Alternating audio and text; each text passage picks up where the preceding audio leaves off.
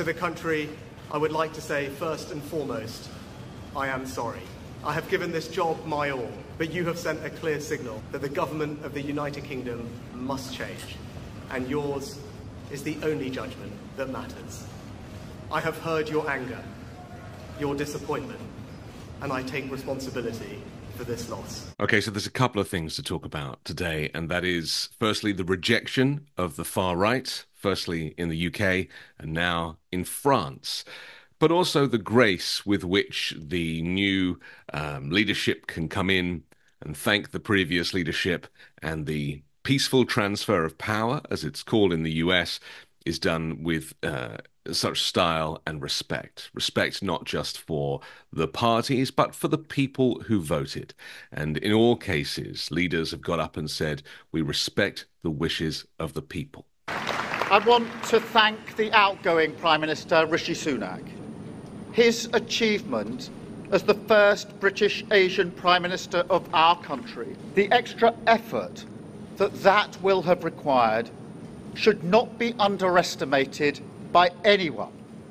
And we pay tribute to that today. We also recognise the dedication and hard work he brought to his leadership. But now our country has voted decisively for change. So different to what we have recently become used to in the United States, where Donald Trump is constantly claiming that everything is rigged against him simply because he doesn't win. So a left-wing alliance has become the biggest force in French politics. After tactical voting held back the far right, but the shape of the future government still remains slightly uncertain. No group has won an absolute majority, so it looks like there will be some form of a coalition. The result for the left-wing Nouveau Popular Front there, they won 182 seats. That follows Emmanuel Macron's centrist Together alliance with 163 seats. And then the far right in third place with 143 seats. That's, of course, Marine Le Pen. You've probably heard a lot about her. She is a very dangerous Trumpian character. The far right and its allies had forged a commanding lead in the first round. They were ultimately held back by massive tactical voting to prevent them winning enough seats to form a government. And ultimately, this is what we keep coming back to. And it was the same thing in the UK. You know, the Conservatives were in power for 14 years. Their policies were so awful, their economic plans so useless, but also the lack of heart, you know, sending immigrants on planes to Rwanda and thinking that that was a solution for dealing with immigration to the UK. Flat out rejected. The new Prime Minister has already cancelled that policy on his first day in office. And so what we're seeing in the UK and in France are the people not rising up, but just using their democratic right to a vote and recognizing that this far-right, angry, negative rhetoric is not real. The hatred for immigrants, the idea that they're bursting in and swarming across like vermin and stealing jobs and murdering and bringing drugs, none of it is true. It's never been true. But unfortunately, that kind of propaganda sticks with people. And we heard it from Nigel Farage years ago in the UK, and Brexit happened, and their theme was, you know, for the UK to take back control from Europe, and that has been an unmitigated disaster. And the UK without Europe is a much smaller island. And now we're seeing the results of people recognizing that propaganda is not true. It is not based in fact.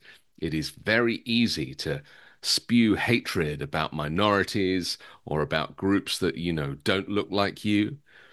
But in reality, we're all the same.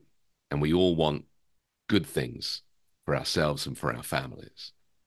So let's talk about that peaceful transfer of power for a second, because even Rishi Sunak, the outgoing Prime Minister in the UK, who is not a person that I particularly like, as I said, I find his policies on immigration and welfare to be, you know, utterly repellent. And yet he was able to speak very respectfully of the voters, very respectfully of the incoming Labour Prime Minister, and simply admit defeat. Something that Donald Trump never did, something that the MAGA Republicans refused to do en masse. You know, the idea that you would claim that you'd won when you hadn't is so completely insane. And I can't imagine it happening anywhere else apart from America. And, you know, it's for the US and the media especially to stand up to that. And that's why it makes no sense to me that the media is bashing Joe Biden for being 81 when the other guy is a criminal and a crook and a thief and an election denier and an insurrectionist and a rapist and all of that stuff. It's like, no, let's pick on the old guy, a guy who's been in public service his whole life and is a good man. It's like the media have learned nothing from last time around, and you know, this is just history repeating itself in the US. So my message really is, let's get over this idea that propaganda should, you know, control our thoughts. Let's just understand that you as an individual should be able to see the difference between a truth and a lie. And there's enough information out there, you know, from people like myself, independent journalists who are doing the real work. We're not involved with corporate entities. You know, there's no kind of big business behind us. We are just trying to communicate the facts. And you know, it's a shame that the US media has dropped the ball again in an election cycle when people really need to know fact from fiction. So it would be great if we could look forward to a peaceful transfer of power in November from a Joe Biden presidency to a Joe Biden presidency without Donald Trump claiming that the election was rigged and that the reason that he lost is because it was rigged. Of course, he will never admit defeat. And as we know, with his control now of the courts, as we've seen in Florida with Judge Eileen Cannon, and as we've seen with the Supreme Court with his immunity case, that he has been working behind the scenes with his people at the Federalist Society and the Heritage Foundation and other kind of far-right Christian nationalist advocacy groups to basically set up a system whereby when he claims that the election was rigged, hence why he lost, that the courts will then move in and try and reverse that decision. It'll be an insurrection on a far grander scale. And so that's what we now have to really look out for. And you know, that's what the media need to be talking about, not focusing on Joe Biden standing still and watching an event and thinking that he's frozen. It's just so very sad that the ageism and the disrespect for a leader who is, you know, anything but a populist. And why is it that these populist leaders are the ones that seem to get all the column inches and all the media attention?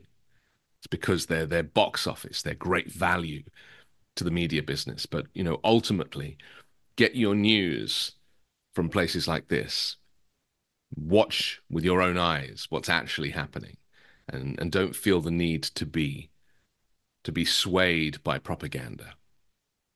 I'm Anthony Davis. You can catch me on the 5 Minute News YouTube channel and podcast, also on Uncovered every Wednesday, and on the weekend show with Midas Touch.